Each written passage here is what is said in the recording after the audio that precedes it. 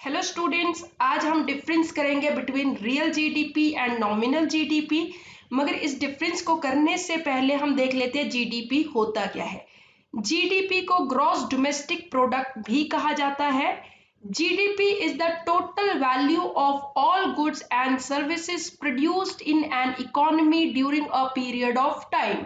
एक इकोनॉमी में जितनी भी गुड्स एंड सर्विसेज प्रोड्यूस की जाती है उनकी जो टोटल वैल्यू होती है उसको क्या कहा जाता है? जीडीपी। जीडीपी किस तरह से कैलकुलेट करते हैं?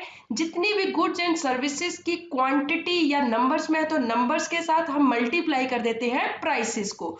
तो फॉर्मूला क्या हो जाएगा? GDP is equal to quantity of goods and services into prices.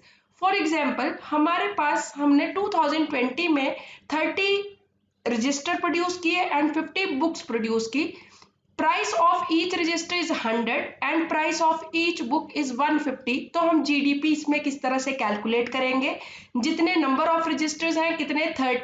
30 को किसके साथ? इसके प्राइसेस के साथ मल्टीप्लाई किया जाएगा। तो 30 इंटू क्या प्राइस था रजिस्टर का? 100। 30 इंटू 100 प्लस हमारे पास बुक्स प्रोड्यूस की है 50। तो 50 को उसके बुक का ईच का प्राइस कितना है? 150। तो उसके साथ मल्टीप्लाई कर दिया जाएगा। तो 30 इंटू 100 प्लस 50 इंटू 150 जब हम कैलकुलेट करेंगे तो हमारे पास क्या आ जाएगा? 3000 प्लस 7500। तो जीडीपी हमारे पास टोटल कितना आ जाएगा? 10500। अब हम करते हैं नॉमिनल जीडीपी।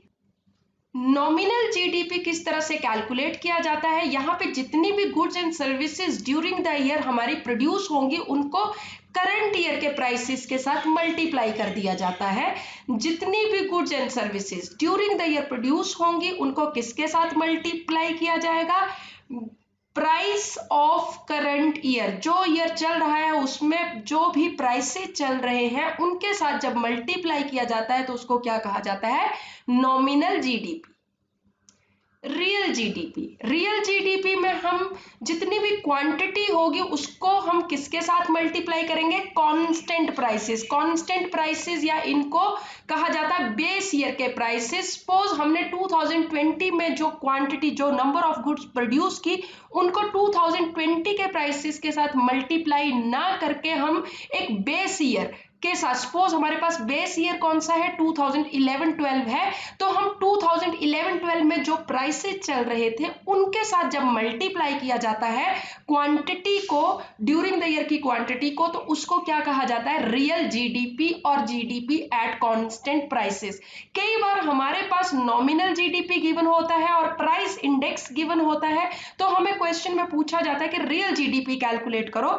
तो हम किस तरह से कैलकुलेट करेंगे? इसके लिए हमारे पास फॉर्मूला होगा real GDP is equal to nominal GDP divided by price index into 100। For example हमारे पास जीडीपी डिफ्लेटर या प्राइस इंडेक्स दे रखा है जो कि है 250, नॉमिनल जीडीपी दे रखा है 25,000 और यहाँ पे पूछा क्या गया है? रियल जीडीपी कैलकुलेट करने के लिए कहा गया है। तो रियल जीडीपी हम फाइंड आउट कर सकते हैं। हमारे पास 25,000 दे रखा है nominal GDP divided by price index जो कि 250 है इंटू 100। तो हमारे पास रियल जीडीपी आ जाएगा 10,000।